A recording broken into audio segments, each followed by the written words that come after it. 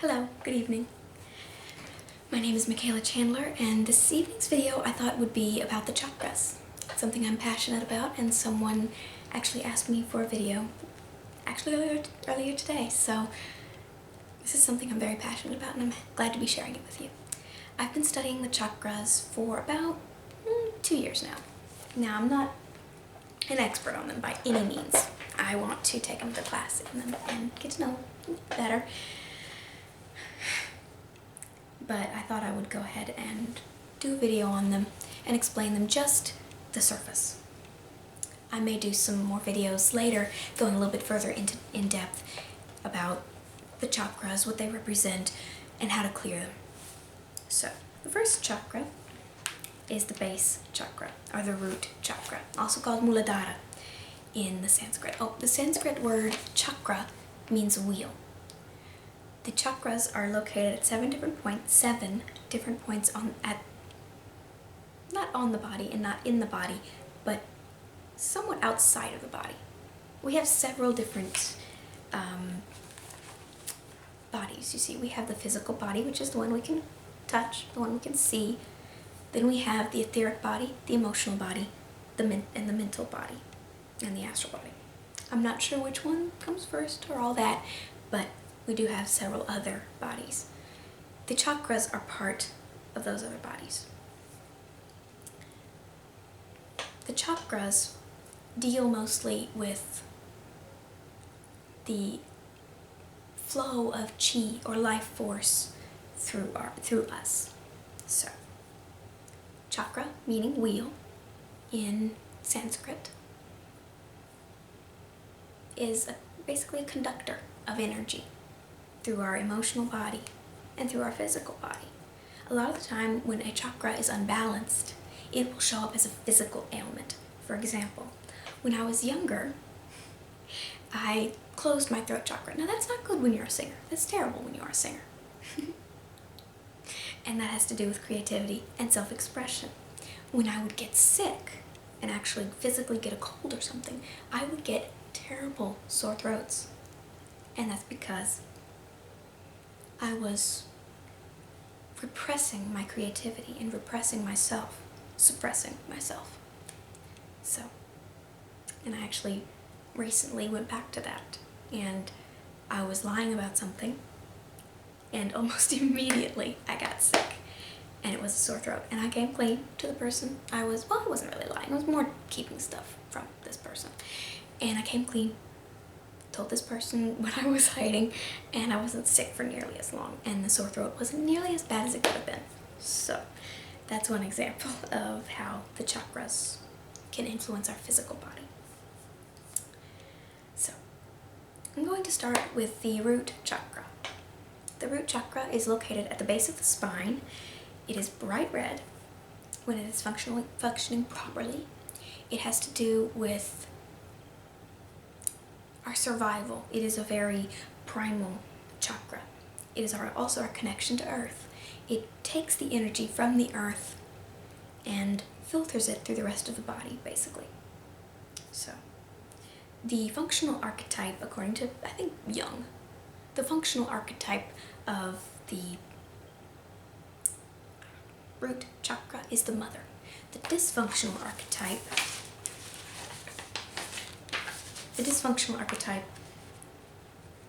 is the victim. Okay. The emotional issues connected to the root chakra are a need for survival and a sense of security.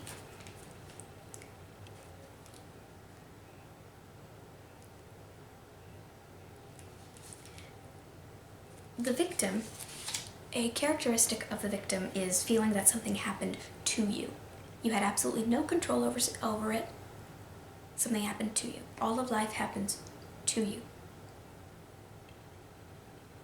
Feels like every circumstance is out of his or her own hands and feels stuck in fear, terror, and desperation because of this feeling of powerlessness.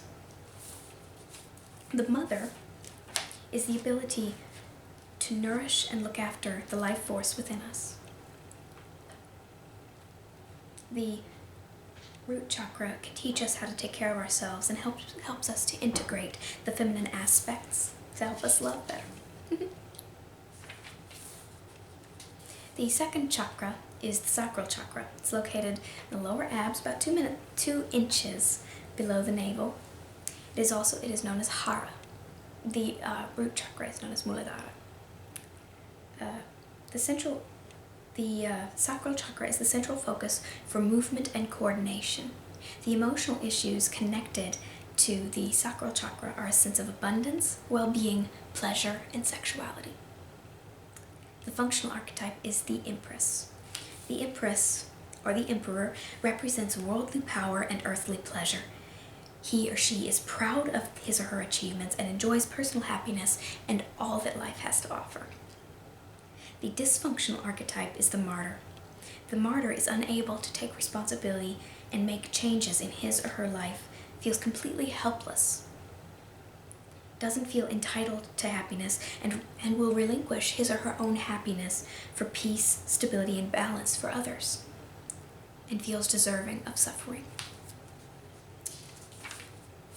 The solar plexus chakra is located in the upper abs. It is yellow.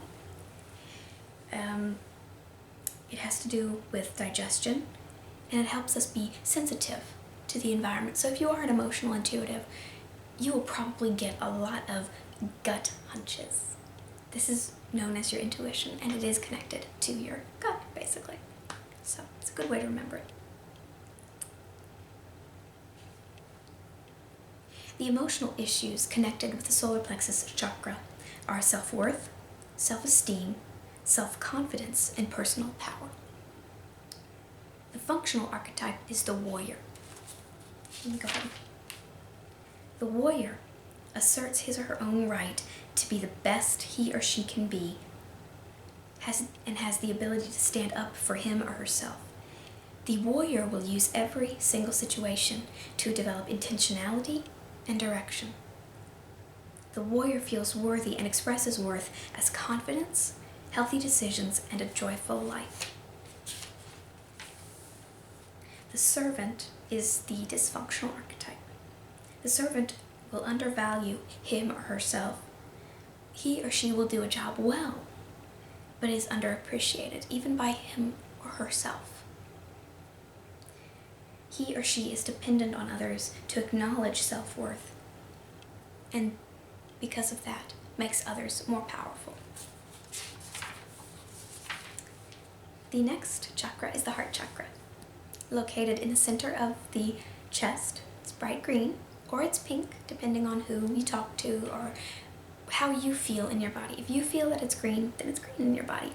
If it's pink, if you feel that it's pink, or you see pink when you start meditating on the heart chakra, then for you, the heart chakra is pink. This is when we get into 2 different colors a little bit. The heart chakra has to do with love and joy. The functional archetype is the lover. To the lover, the self is perfect. The lover loves him or herself in a positive way and loves all of life without reservation. The lover knows that life is joy and lives actively in the present and forgives the past easily. The dysfunctional archetype is the actress. The actress will basically say, I don't want love. I don't need love. I'm good. I'm fine. I'm okay by myself. They will hide a desperate feeling for love behind a mask of not caring.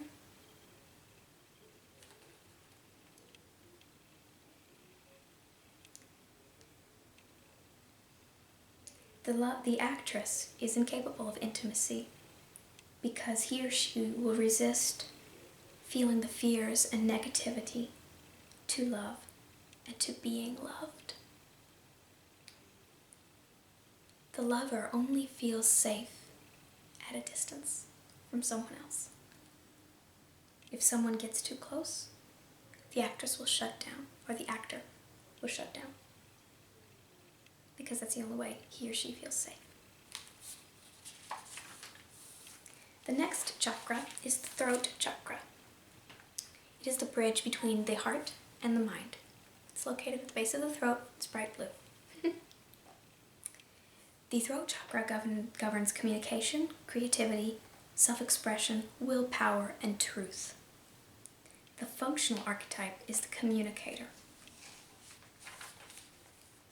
The communicator takes responsibility for what is said and how they say it. The communicator has proper regard and regard for content of message and sense of respect for all he or she is in contact with.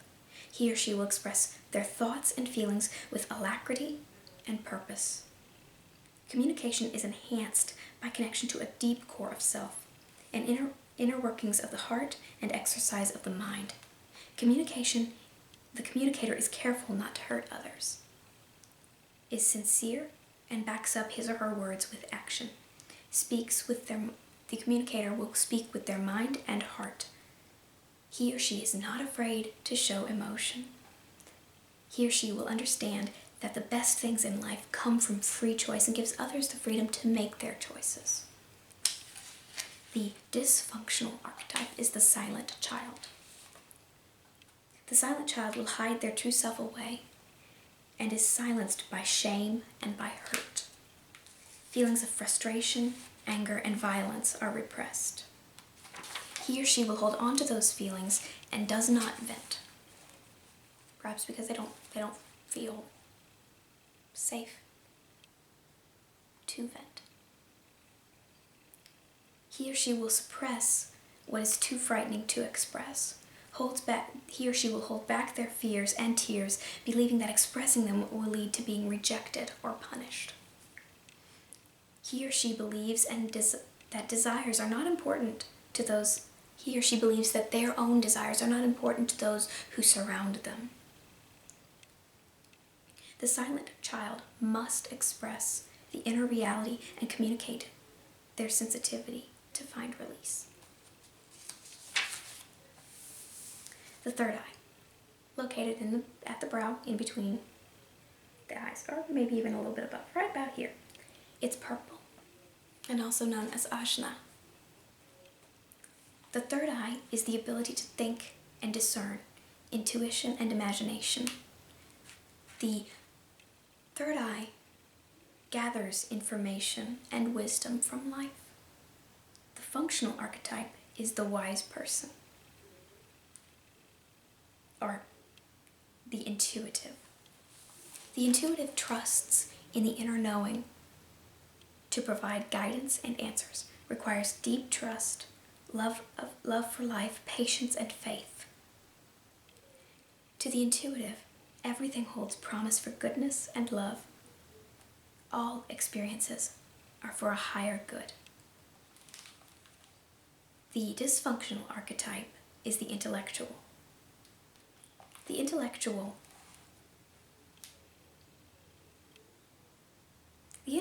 will theorize about life and tries to control it instead of living in the moment. The intellectual will suppress their feelings, is highly opinionated, and does not trust their intuition. The third eye is the control center of the body.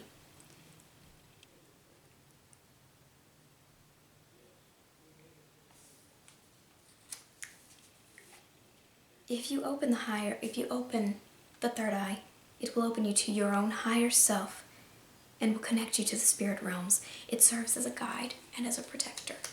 Now, sometimes people are afraid that if they open the third eye, they will start to see ghosts or spirits or something like that. You might, but mainly you will begin to trust your own intuition. You'll begin to trust yourself.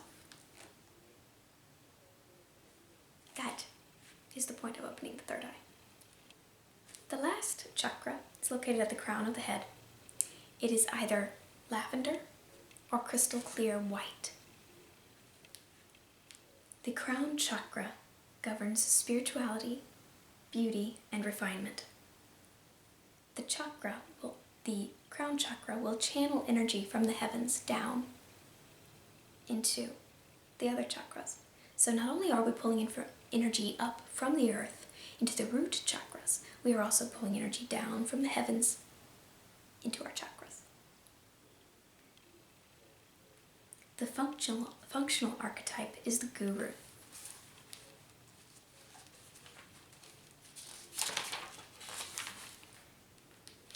The guru is the essence of love and awareness. Everything and everyone is linked in a oneness, a flow of universal love and consciousness. Separation, judgment, and criticism of self are not part of this archetype. This only oneness, acceptance, and love of self through the grace of divine nature. The dysfunctional archetype is the egotist. The egotist is proud, arrogant, full of self-importance, is very narcissistic, feels only their self is responsible for successes in life. The egotist does not acknowledge anyone or anything higher than itself, rejects others for their imperfections. He or she will not open to the spiritual part of the self and relies on ego for strength. They have a mechanical view of life. They are harsh when in pain. To them, emotions are a sign of weakness.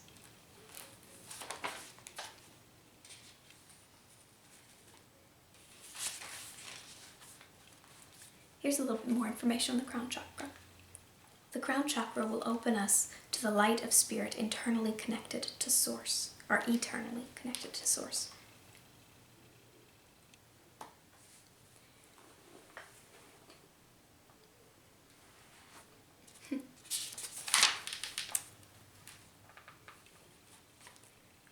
So those are the 7 chakras, just a quick overview of them. I'd like to do some individual videos on each one, just give you a little bit more information on them because I can talk for hours. And I'm trying to hold myself back because I want to do this one.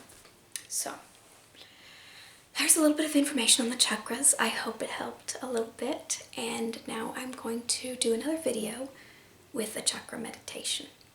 So thank you for watching. And as always, the subscribe button is directly below you. So if you want to subscribe, just go ahead and click that button. Good night.